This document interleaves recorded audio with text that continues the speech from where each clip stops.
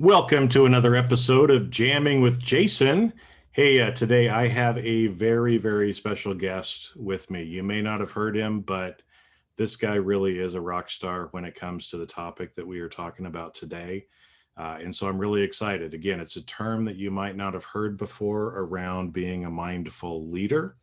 But whether you've heard about it or not, you need to hear about this because this is the way leadership is going. And for you to be successful in the future, you really have to develop some of these skills around becoming a mindful leader.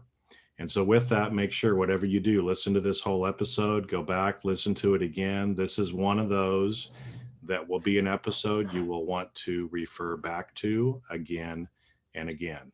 And with that, let's roll that episode. Well, hey, Marc, I am so honored and grateful to have you here today with me. I think we first met about 3 years ago, I want to say, at the Mindful Workplace Summit up there in Northern California, where you're actually at. And you've got a book, right? 7 Practices of Mindful Leaders that I've gone through and read. And I just wanted to go through and have a conversation about this today. So maybe just, let you introduce yourself a little bit. I know you've been teaching this for a long time to some of the biggest companies in the world and top CEOs around the world. So take her away, Marc. Give your little background, and then let's get in and start talking about what this actually means, and Sure. we'll see where our conversation goes. Sure. Thanks, Jason, and good to be here. Well, I actually want to, at the risk maybe of aiming too high. I always like to start, whether it's a conversation like this or a training with setting a really high aspiration. My aspiration is to let's change lives. Oh yeah. Let's change lives. Let's go deep. Let's help people to think about things in a way maybe that they haven't before. Let's talk about what's most important. This whole topic. It's funny. Language has such. Language doesn't quite do it. Everything is mindful these days. From mindful cereal to mindful car washing or whatever. but to me, this work is the human work of how to show up as a full, healthy, thriving human being and get stuff done, and really get stuff done, and get stuff done that matters. This is what an amazing time this is. But I'll just say, I feel so lucky that, my own background, I got to somehow, I wandered into the San Francisco Zen Center when I was 22 years old and stayed 10 years and feel like I got, and got to do amazing things in the work world. I got to learn. Yeah. I learned. I found myself in charge of a, draft horse farming project, and then I found myself running a Zen Monastery Kitchen, and then I found myself as director of this Zen monastery, which was also a kind of a conference center and resort, and a lot of that I felt like was surprising, was training in leadership, was training in a different kind of leadership. And then I went to business school, and I spent 15 years as CEO of a small publishing company. And shortly after that, I found myself standing up in front of rooms in Google's headquarters of Google engineers, where in some way I felt like I was getting to learn and integrate and transmit everything that I had learned, or at least, and everything I was trying to learn from the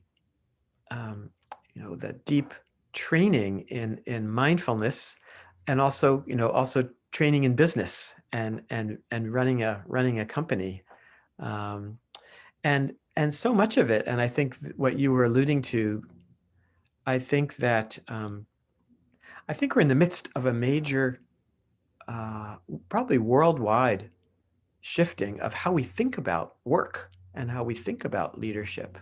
That we're going from the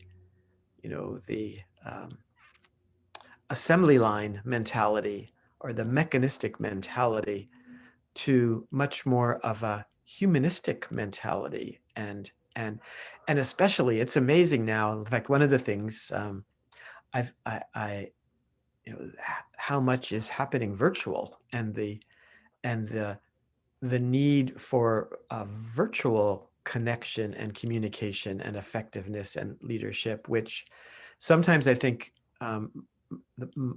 mindfulness practice is even more challenging virtually, but sometimes actually it's amazing, I think, how,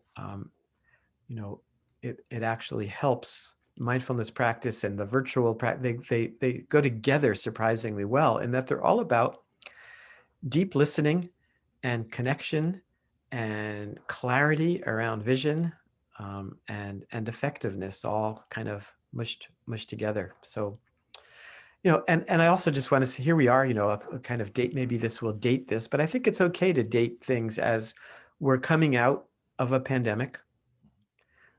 We are experiencing, you know, uh, racial issues in the workplace and everywhere. I've been really having really fascinated working with teams, worldwide teams of many different ethnic backgrounds and racial backgrounds and financial backgrounds, and that's fascinating. And you know, and we're waking up that we're going to destroy this freaking planet unless we wake up to from this material this materialistic. And I think it was all done with the best of intentions. We've created these systems that have been incredibly successful in creating great comfort to and solving a lot of medical problems and financial problems. But we're at I think a really interesting pivotal place right now. I totally agree with you. And I think it's, again, I mean, the history of leadership, again, we're here in the US, so of US business, the productivity, the assembly line, you follow up with after the Second World War, a lot of command and control type of leadership. I mean, that's what these guys were used to in the military, right? Yep. And it's created a huge increase in productivity, a huge increase in wealth, literally all over the world. Now, some of that's concentrated, but that's a whole separate topic. But I think in that, like you said, now people are starting to wake up, and it's like, is just making money the only important thing? Is being productive the only important thing? And I think, we've been seeing this for a while. Rise of depression, rise of, a bunch of workplace stress, of other things like this that have been going on. And I think, like you said, the pandemic has actually been an opportunity for people to wake up, because they got detached from that for a little while, and they start asking themselves these same questions, right? Yeah. Is this really all that's important? No, maybe it's important to be a human being and to actually treat the other person across the screen or in my office as a human as well.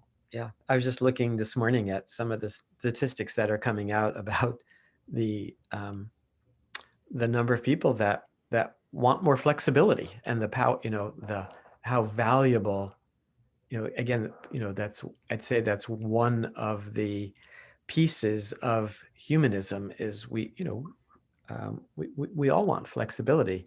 It's interesting, when I was running, one of the companies that I started and was running was the Search Inside Yourself Leadership Institute, which I I helped develop a mindfulness program inside of Google that became crazy popular and successful. But what I was just thinking of now was, when I creating this organization, I instituted an open vacation policy. Mhm. and which at the time was somewhat radical, maybe still somewhat radical, but and I learned so much from doing that. I mean, one of the things I learned, this is a little bit like what you and I were talking about earlier about, being a nice guy, right? So, and I have to say, we can come back to, I was just reading this criticism of the current Google CEO for being a nice guy. And there's this underlying assumption that you can't be a nice guy and be a successful leader. And I think that is just such crap. And and uh, but you know when I instituted this open vacation policy, I noticed the way in which I didn't quite trust myself, and that it started to come up for me. Wait a minute, I'm going to be taken advantage of here if I have this open vacation policy. And but then that led me to think that, well, if we're going to have an open vacation policy, I'm basically saying I don't care whether you're here or not. In fact, I don't even care so much about how many hours you're putting in. What I care about is what you're getting done, and your productivity and your creativity. And therefore, we need to find much more, um, we need to develop systems and ways of measuring that. And and and once we kind of moved in that direction, that helped me settle down myself and begin to trust that I could do this and that we could do this. And there were certain people who, having an open vacation policy, um, some people took advantage of it, and those people found themselves not with company much longer. Mhm. Most people loved it, there was this incredible sense of appreciation, especially, and the more that I could appreciate others and give people that room and make it clear, and this alignment around what success looks like. I find myself that conversation, I keep having that today with CEOs. Are you having conversations with yourself and with the key people that you work with? What does success look like? And and partly what success looks like for a lot of people is flexibility. You know, I, and like I wanted to treat people the way I wanted to be treated. I want to be able to get the work done, do more than what anyone expects of me, and I want to be able to um, have great flexibility in my life so that I can enjoy being with family and enjoy traveling and doing things, and be a full human being. Um, and part of that is, I love working, and a lot of people love working. I think many people love getting stuff done and working as a team.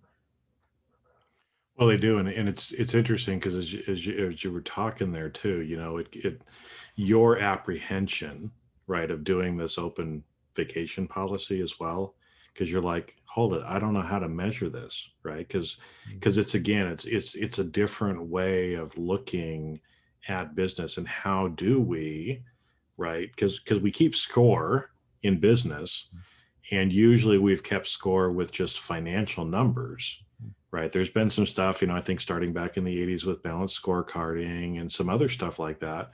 But we continue to have these discussions, right? And just because we don't know how to measure it doesn't mean we shouldn't figure it out and start doing it, Yeah. right? But I think that's one of the things that holds a lot of leaders back from embracing this because they just don't know. They're not familiar with it, right? Well, and again, I think this in this old model, all we measure and all that really counts is financials. And I can remember, not that many years ago, I was facilitating a retreat of the leadership team of a big legal firm, multi-billion-dollar legal firm, and and one of their big issues was, how do you deal with partners who are bringing in huge amounts of money for the firm, but are horrible emotionally and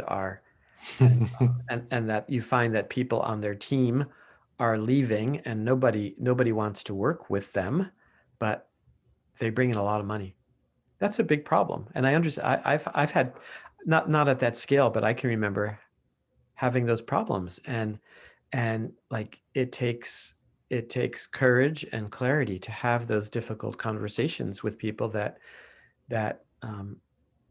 uh, we have certain measurements and certain guidelines for how we work together, and it's not enough to um, of course it's great having people that are bringing in a lot of money for the firm, great salespeople or people who are creating products or whatever, but it's equally important that we are working in a way that is a sense of that's cultivating a sense of caring and this famous, it's the first line in that book you mentioned, Seven Practices of a Mindful Leader: culture eats strategy for breakfast. So Yep.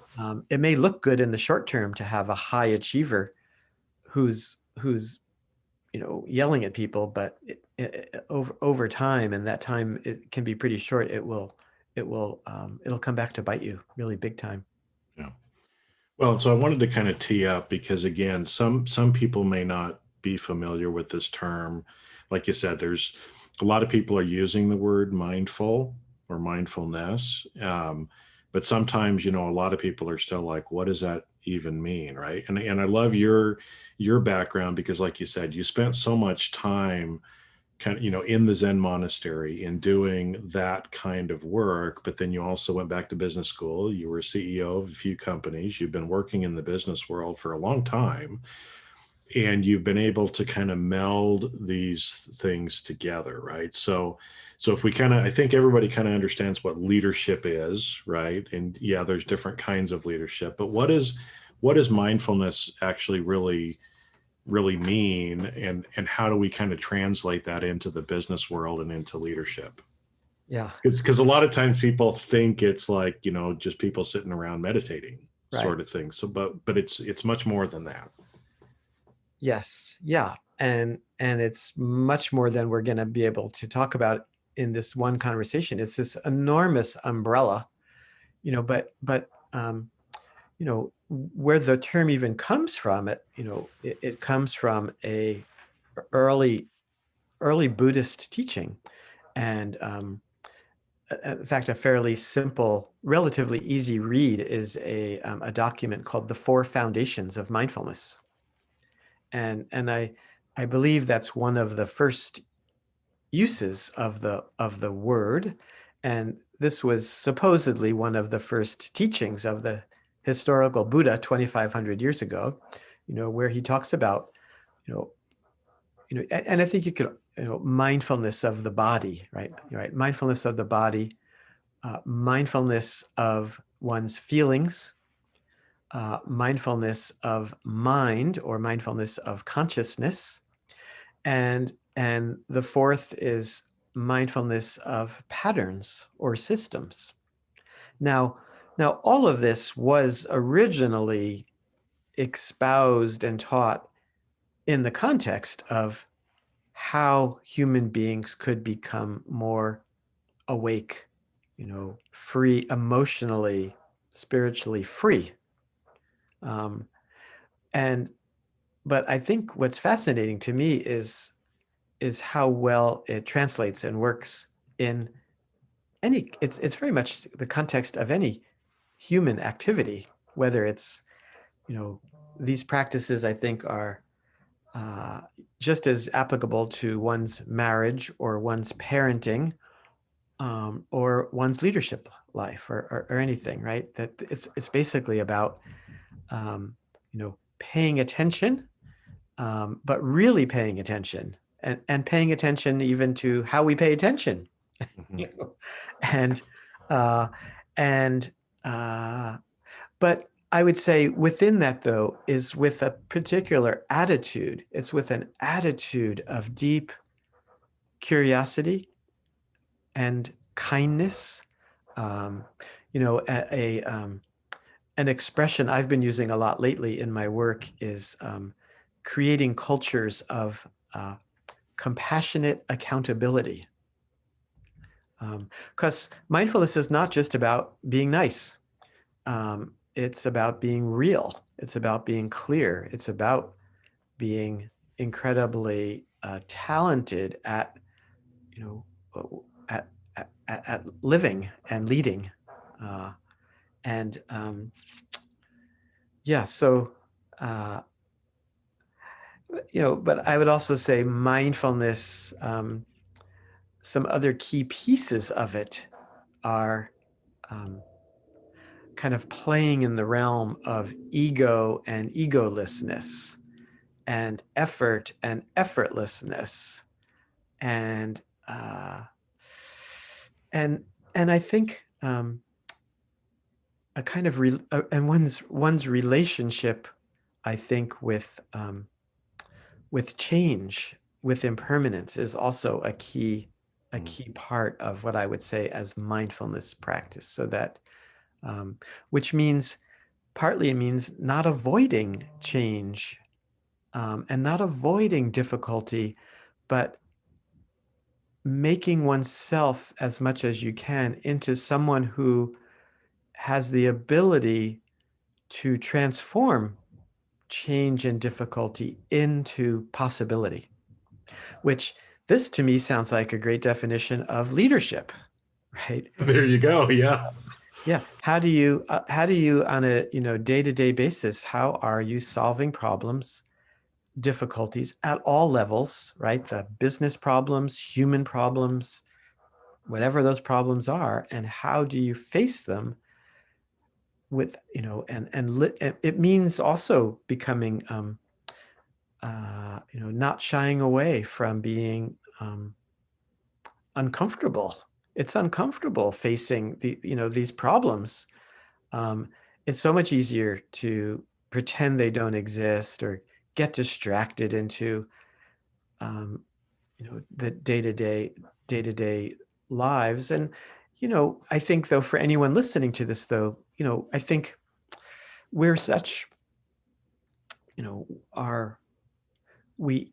it's easy to get into a survival. If you're in survival mode, if you're fear, I mean, I know millionaires or billionaires that are afraid, one day they're going to be out in the gutter, homeless. And partly that's one of the, I'm a big fan of capitalism, but I'm a fan of capitalism combined with wise government, where we don't all have to be so afraid that we're not going to be able to survive, and that we're not in this together, that that it's every person for themselves. So it's interesting to find just that right blend of the power of entrepreneurship and the power of capitalism, which I think are a beautiful thing, but combined with a way that we're all one team here. We're all one human team here. Well, I think one of the terms that you used there was emotionally free, Mm-hmm. right? That, again, as I've gone down this path myself, right, that a lot of times we get taught that it's everything in our external environment, right? And so if we change our external environment, if I buy that new car, if I get that new job and I have that new title, right, then my life is going to be perfect. But we're still kind of strapped to a lot of the suffering that we just carry it into the next area, right? And it's until we actually become more mindful, turn it inside, because that's why one of the terms I'm starting to use more is leadership is an inside out game, right? It's an inside game.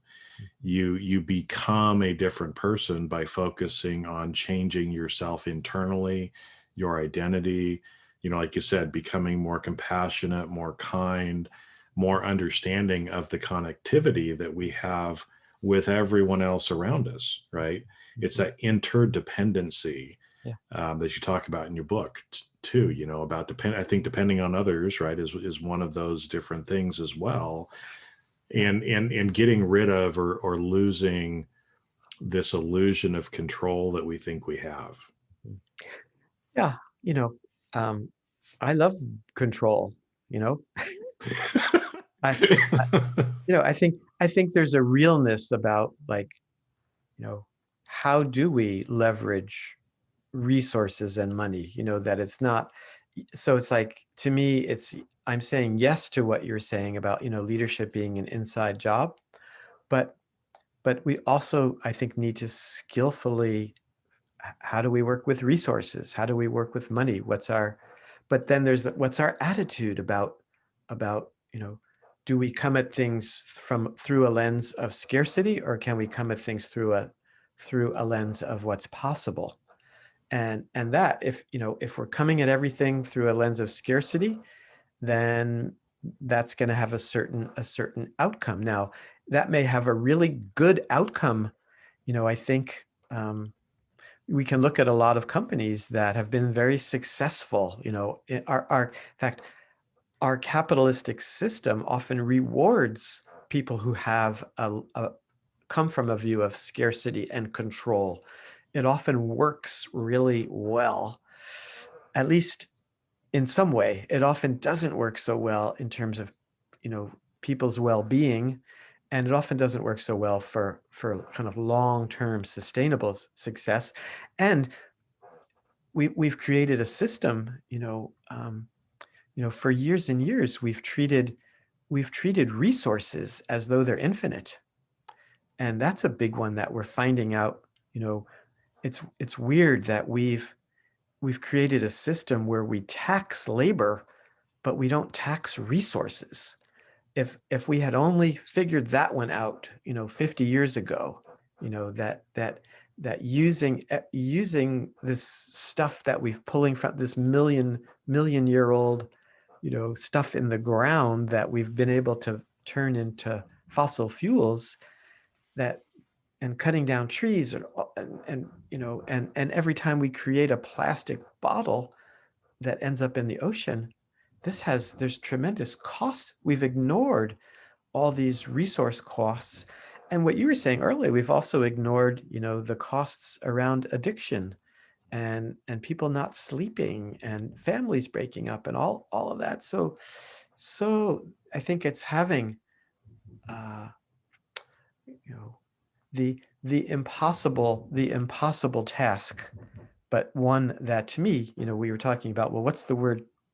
What this funny word practice, to me, Yep. this funny word practice is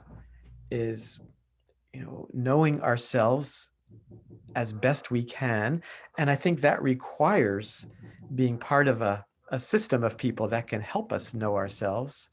Um, and it's also looking at and living and breathing the interdependency of things, and not being powerless in it. It's easy to say, well, I didn't create these systems. What can I do about these systems? That's the mindset of a victim. But if you're asking the question, what can I do? And what can I do, starting with, I mean, I feel like I've just recently waking up to the racial injustice systems that we're part of, and seeing my privilege as a white guy, and then but asking myself, how can I best understand uh, what other perspectives, and how can I leverage the resources and benefits that I have, and how can I help other people? Yeah. Yeah. And because it is, I mean, like you said, we can stay in victimhood, and we can say, well, not my problem, or I can't do anything about it. Or we can actually be the leader Yeah. and make some change. Yeah. Victimhood is very popular. And it's easy to just, like, this is when we talk about, mindfulness practice. What I've noticed, and I've noticed this in myself, that whenever something goes wrong, or whenever I'm angry or upset, almost well, not almost, unconsciously, who's to blame for this? Who can I blame? You know, and that and that's happening all the time in our workplaces. This is why I think our workplaces get so, so it's like, right. And yet, right, when things go wrong, we do want to know who's responsible, right? How did this happen? Um, my first company was I mentioned a publishing company, and I once published a greeting card that said, "Blame is such a bore." And I would say it's even more than a bore. It's really destructive. It's really destructive. But it's very popular.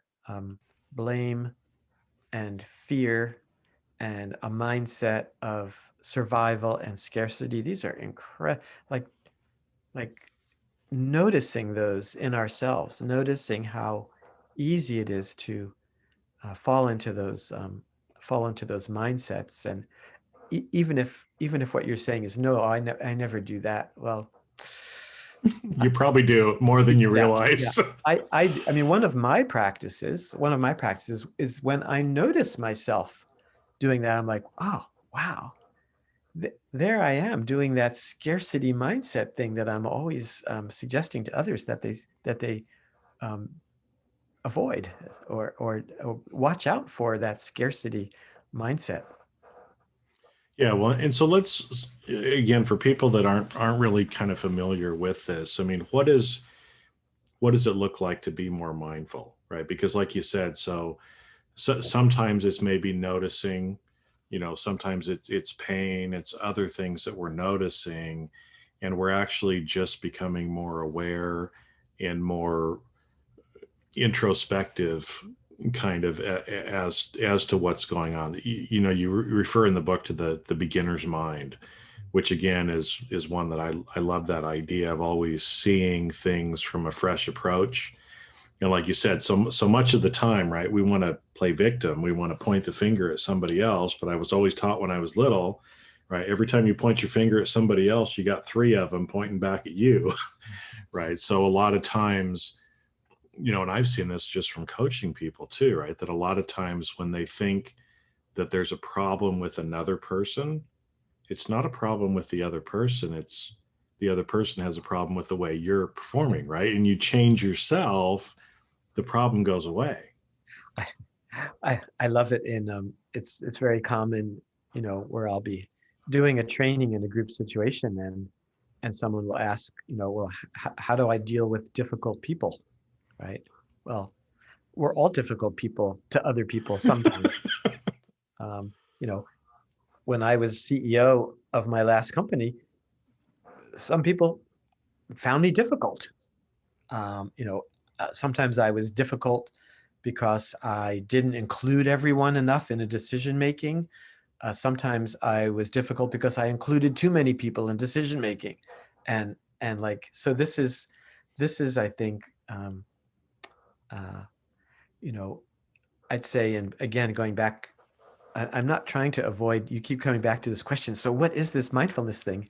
And in some way, it is um, seeing, from a multitude of perspectives, and at the same time being confident in ourselves, and being, you know, having a what I'd say an emotional uh, an emotional freedom, an ability to feel, an ability to part of it's not just seeing from a variety, it's, again, we use this word empathy, Mhm. um, and we use these words compassion, which again, lots of evidence that empathy is a key quality of a leader, actually seeing what's happening with the people we work with, and perhaps with our customers, but also feeling it. This kind of there's a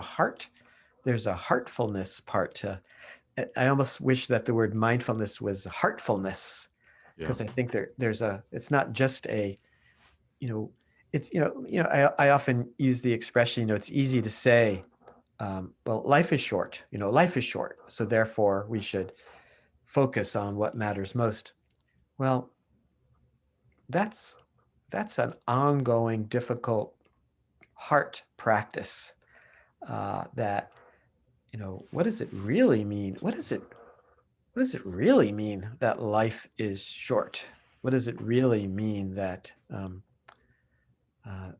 that we're not always going to be here, and that I sometimes say, if you have some doubts about impermanence and change, just look in the mirror. It's like uh, it's and how do we? And it's not meant to be um, you know to be burdensome, but it's meant, how do we live with life is short as a way of developing more emotional freedom and range. Uh, Hmm. so again, there's it's a I think very much a multi-layered qualities and practices to this one word that we call mindfulness, or that we call awareness. Or it's so interesting. These three words are words, these words, mindfulness, emotional intelligence, Yep. and leadership. To me, there's tremendous overlap, with these three big, buckets of quality of activity. Well, and that's why I was thinking, as we're going here, a couple of the things that you just said, and then maybe kind of come back, because this will tie back into our nice guy assumption, that you kind of referenced at the beginning, because I think, again, so many people are taught, well, there's business and there's personal.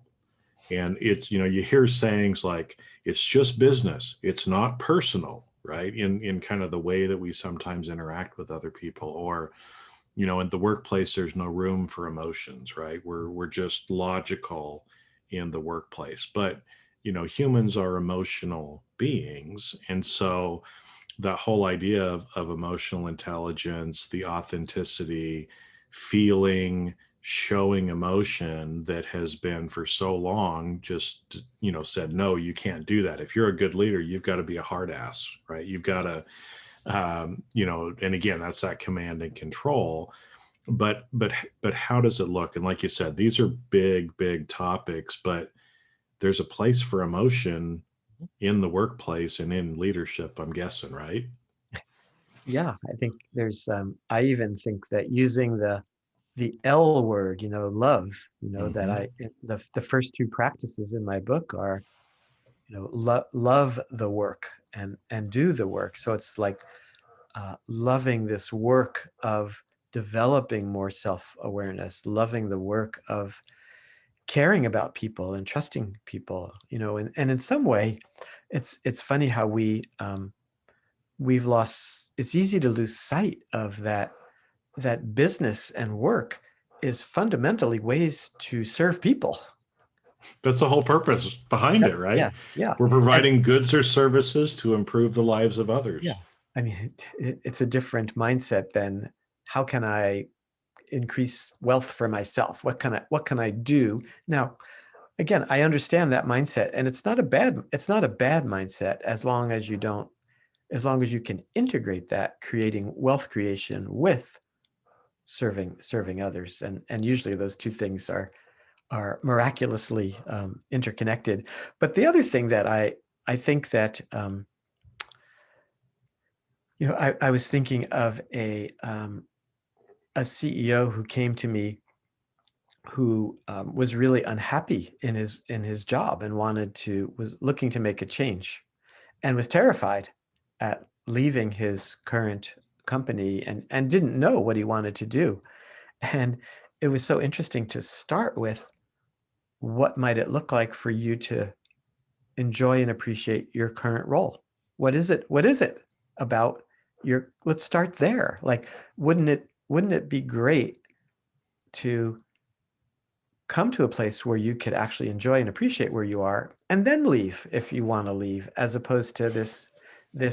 And that's a very, now, That's not to say there are, there are toxic workplaces, and sometimes we just get to a place where there's a mismatch between, you know, what we're doing and what we want to be doing. But it's a super interesting question to dig deeper into. Again, what's where are the gaps? Where are the gaps about what is it that is in this case, how did this CEO come to feel so disempowered that he felt like a victim in his own company that he was the CEO of? And we were able to get in there and look at some of those values and assumptions and behaviors, and it was very satisfying when uh, we were able to shift.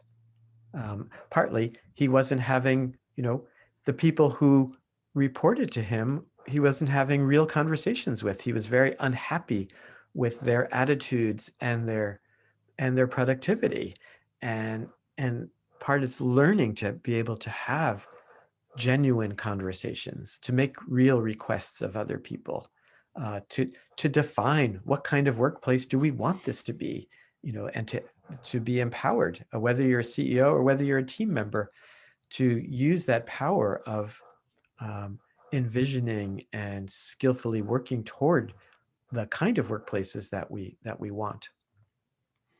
Well, and it's funny because, as you were talking about that is another word that comes up a lot when you're talking about mindfulness or some of these things is being present, right? And so again, if we think about, there's the past, there's the present, there's the future. Mhm. And, I love that the saying that the present is a gift, right? Present and gift in English, ha ha ha, right? As well. But just like, you were saying with the CEO, and I've seen this in my own life as well, is sometimes in our desire to advance ourselves, to move on, to move up the corporate ladder, whatever it is, we always have this belief that when X happens, then I'll finally be happy. When Y happens, I'll finally whatever, right? But I know in my life, it's not the case because you get to the next point and then it's like it keeps moving, right? And it's this whole idea of can we not be grateful and present to what's currently going on, because a lot of the other issues, the anxiety, the fear about the future goes away when we're in that present moment. Although, Jason, I would say it's one of my favorite paradoxes is that, so because it's not like we're just, especially as leaders and business people, right? It's not that we just accept what is, because we need to work for change. We need to work Right. to build our teams, to build our companies, to meet goals, to maybe increase our own ability to have these difficult conversations, or our own courage. So to me, but it starts with accepting what is, seeing what is, right? What actually is? How am I showing up? How am I not showing up? What do I enjoy? What don't I enjoy? What, who on my team is working well and who's not? So there is this seeing what is, but there's also having a clear vision of where we're going and what we want. And um, uh, and then it's like, then we're always in that conundrum of we're caught in between, but there's some real power in being able to stay with and to skillfully move from, what is toward the things that we're trying to create. Even as simple, like um, I'm working on another book, and what is I'm not really clear about what it's this next book is kind of, this is a creative process. This next book is emerging, but I just keep working on it. And I know that by staying with the discomfort of not quite knowing what it is, and to keep writing and visualizing. And for me, it helps to actually bring other people in. Like sometimes I'll I'll send what I'm writing to friends to get feedback, or I'll hire an editor to make it, which forces me to set deadlines. So uh, it's a funny and beautiful interplay, between the what is and what we want to be. And I think that's such a key part of being a mindful leader, is being able to again and again bring attention to that. Well, I think it was something that I read from John Kabat-Zinn, about mindfulness not being judgmental, right? And I know one phrase that I say to myself all the time to try to avoid some of the judgment of what currently is, right? Because like you said, a lot of times we look at what is and we place some sort of judgment on it. But instead of saying, something like, well, isn't that interesting? Right? Or just trying to do something because, like you said, this creative process you're going through in the book, right? Um, isn't it interesting how it's unfolding Yeah. and how it's kind of coming together? And you don't know necessarily exactly what it's going to be in the future. And it's the same way with Mhm. us in life, right? We don't know exactly what is going to come out, but we do the little work, we do the practices, we do the habits, we do the little things each day. And slowly we get closer and closer to wherever we're supposed to be, wherever that is. Yeah. One of the sayings I find myself bringing out in the business world is be curious, not furious. Right. Ooh, Right. yeah. That again, it's, and anytime we're working with other people or working with an organization, we're going to be let down. We're going to feel annoyed. Things are not always going to go our way. Uh, Mistakes are going to happen. And so the more we can bring a sense of curiosity to, especially I think to uh, things that are difficult. This is a key. I think this is, I think, where a mindful leader, a mindful attitude tends to turn the world upside down. It's a very subtle but very different relationship with difficulties and challenges, and even with painful things. So again, making ourselves into someone who has the courage and the ability to see clearly, without sugarcoating, and to be working toward emotional freedom and material effectiveness. Yeah.